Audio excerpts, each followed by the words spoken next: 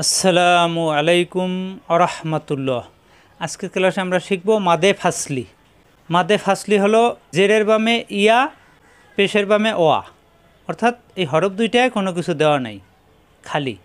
জেরের বামে খালি ইয়া, পেশের বামে খালি ওয়া। এই দুইটা হরফ যদি থামার জায়গায় আসে তাহলে আমরা কীভাবে পড়ব?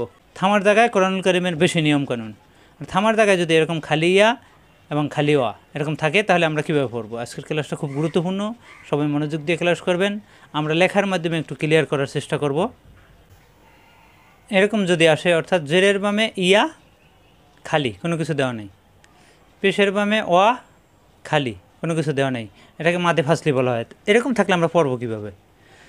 আমরা জানি জেরের বামে ইয়া সাকিন, আমরা সাকিন দিলাম এখানে, জেরের বামে ইয়া সাকিন আর পেশের বামে ওয়া সাকিন।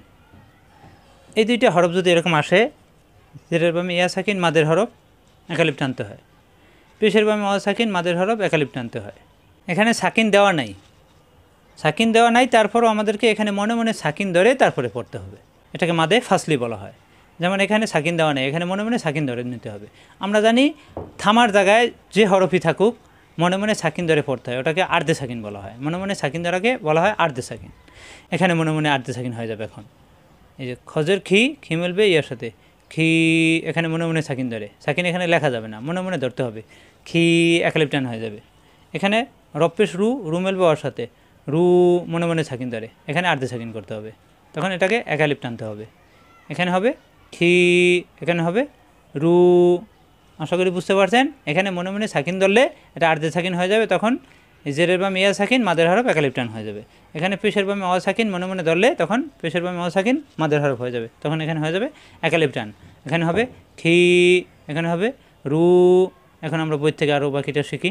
এখানে দেখুন হাই জবর, হা মুখ খোলা থাকবে, হা কণ্ঠনালীর শুরু থেকে, এখানে খালি আলিফ, জবরের বামে খালি আলিফ মাদের হরফ একালিপ টান, হা, হা কোনো চাপ নাই, রপ্পেশ রু, রুমেল বর সাথে, রু, এই পেশের বামে অ সাকিন মাদের হরফ একালিপ টান, হা রু, এখানেও একালিপ টান, এখানেও একালিপ টান, মাদের হরফ দুটোটাই, হা রু, নুন যাবর না, হা রু না, হামজা যাবর আ, খজের খি, এখানে আসছে খালি ইয়া, এটাকে বলা হয় মাদে ফাসলি।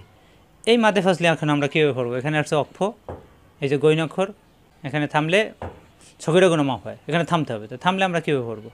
এখানে আছে খি, এখানে খালি ইয়া, তাহলে আমরা এখানে মনে মনে সাকিন ধরে তারপর পড়বো। তাহলে জেরের বামে ইয়া সাকিন মাদের হরফ একালিপ টান হয়ে যাবে, এটা মনে মনে সাকিন দিলে এটাকে আর্ধে সাকিন বলা হয়।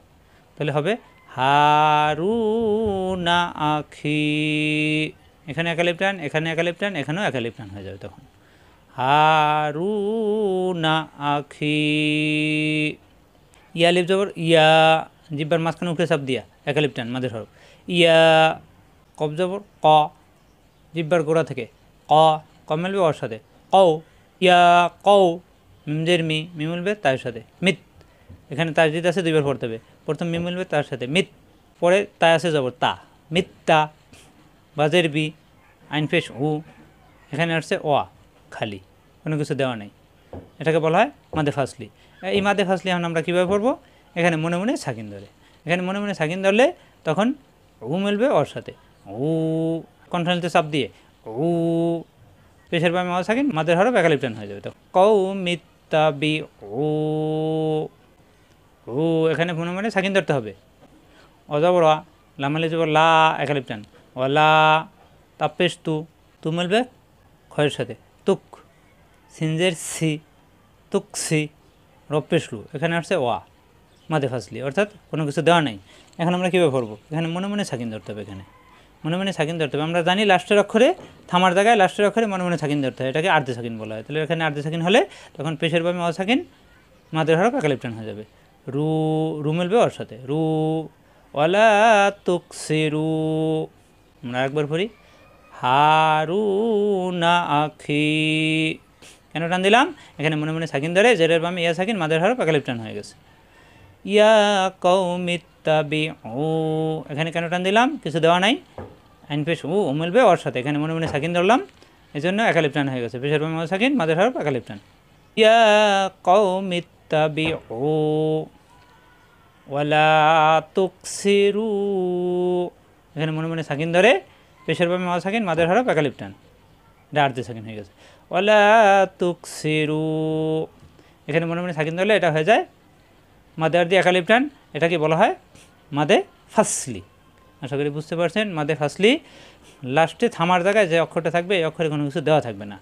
এই যে ইয়া এবং ওয়া, এই দুইটা হরফ থামার জায়গায় আসলে মনে মনে সাকিন ধরে মাদের হরফ হয়ে যাবে, একালিপ টান দিয়ে তারপরে পড়তে হবে।